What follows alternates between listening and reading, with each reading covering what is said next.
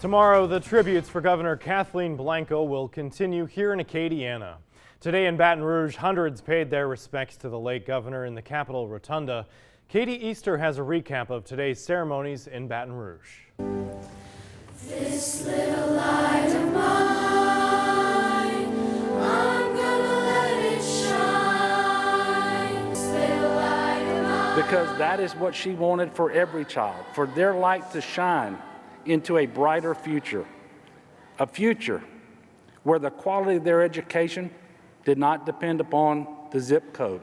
The service in St. Joseph Cathedral included prayers and readings across many faiths, hymns, and poetry. Power is a woman who always writes her own script. Her forever Deputy Chief of Staff, Kim Reed, reflected on their relationship. She quizzed me about my daughter and my work, and of course I had to remind her that I was there to check on her and coach and her family, not to talk about me.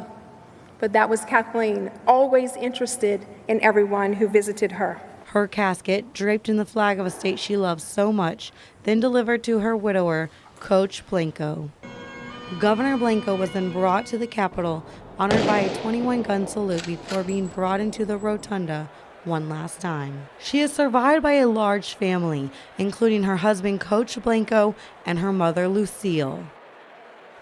Katie Easter, KATC, TV3. And in Lafayette, visitation will be held tomorrow in the Cathedral Hall over at St. John the Evangelist in downtown Lafayette. A public visitation will last from 12:30 until 8 o'clock. And the Blanco family is staying strong amid their loss. Today we spoke with one of Governor Blanco's daughters. While she suffered, and I'm sorry she suffered, I would take that away if I could, but at the same time we had a lot of time to really say goodbye and to just be together as a family. So it's strengthened us. It'll be hard, it'll get harder next week and the week after. Right now there's a lot of peace. Politics may have been her profession later in life, but it's her experiences early on that made Blanco govern differently than others. Chris Waltzy continues our team coverage from Baton Rouge. Governor Kathleen Blanco is being remembered by lawmakers as a trailblazer. She was one of the first in the legislature, one of the first women public service commissioner, and the first woman governor of the state. Former New Orleans Mayor Mitch Landrieu served as lieutenant governor through Blanco's administration. He believes she'll be remembered in Louisiana history as a great governor. She wanted to use the power that she had to help people that couldn't help themselves, and she put all of her might behind it, and I thought she did a great job. Lawmakers from across the state say Governor Blanco was much more than a politician. She taught us how to live life because she was very family-oriented, concerned about her children, grandchildren, and the children of the state. One thing that people may or may not know about her, she had a great sense of humor. But she was tough as nails, and you know, you have to be. She just had such a gift to just make you feel like it was just you and her talking to each other, no matter how many people were around. Former state rep Stephen Ortego says he and the governor became close over the last 8 years. The thing he's most thankful for is her friendship and the advice she'd give. She was very faithful, and she said, you know, sometimes God allows things to happen, and he wants you in different places at different moments in your life. And I think that resonates the most with me. In Baton Rouge, Chris Welty, KATC TV3. Hundreds of people waited in line to pay their respects. And as Jordan Lippincott reports, they all had one thing in common: admiration. She loved the state, and she did everything she could for the state. And I just thought that we should come out and pay our respects to her. LSU professor James Carville says Governor Blanco fought for what she believed in, even if that meant standing up to the national administration. This was not just a great woman, this was a great governor. And a governor that led and led with great determination and great dignity. Longtime friend and photographer Philip Gould has admired Governor Blanco since he first met her, saying she has a lot of class.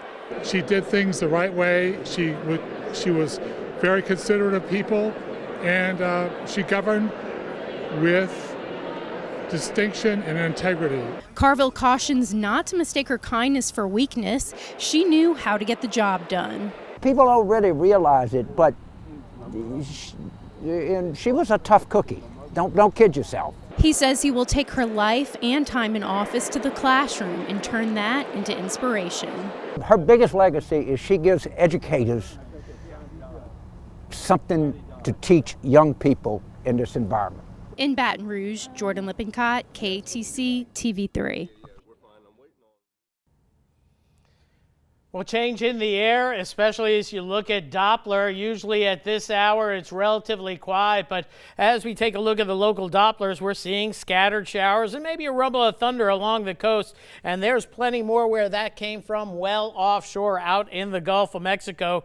And it looks like we're in for a couple of days with even higher rain chances, believe it or not, and the threat of some locally heavy downpours. Your 24-hour forecast will reflect that and show you that temperatures stay in the mid-70s tonight, and they'll hold in the low to mid-80s tomorrow. I'm going with an 80% chance of storms throughout the day, the threat of locally heavy downpours, and by this time tomorrow evening, quieting down, but we could see more storms developing tomorrow night and going into Saturday. All in all, it looks like several inches of rain between Friday and Saturday as deep tropical moisture takes hold of the area, but changes in the 10-day forecast. We'll talk more about that and have the complete TrueView forecast coming up in just a bit. Headlines parish by parish. We start tonight in Vermilion. Still no arrests in last night's deadly shooting in Abbeville.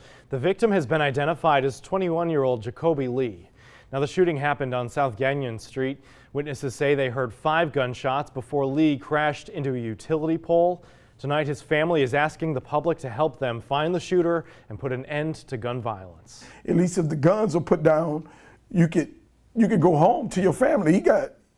You got kids that'll never see him. You know, you got babies that'll never see him again. The family is planning a vigil for tomorrow at the scene starting at 6 o'clock. Also, no arrests in Iberia Parish, where the city marshal's office is investigating a shots fired case. It happened at the corner of Green and Kentucky Streets. No one was injured, but a car crash is believed to be connected to the shots fired case. In St. Landry Parish, deputies need your help tonight finding a missing woman from Port Barry. Summer Simon was last seen on Saturday, leaving her boyfriend's home after an argument. Investigators tell us Simon has several tattoos, including one of a Hello Kitty on the left side of her neck. The Louisiana Board of Ethics is clearing Marcus Bruno, an aide to Mayor President Joel Robideau, of any potential violations. An investigation was launched following a report by the advocate that pointed out a potential conflict of interest over a loan. The potential issue, LCG had oversight of the nonprofit that administered that loan. Mermentau police are investigating a theft of more than 300 gallons of propane. They say it happened at a farmer's property off South 13th Street behind the Mermentau rice mill. If anyone has information about this case, call Mermentau City Hall. What was formerly known as NP Moss Middle School now officially has a new name, the Dr. Rafael Barranco Elementary School. Dr. Barranco was a local dentist and one of the first African Americans to be elected into office in Lafayette.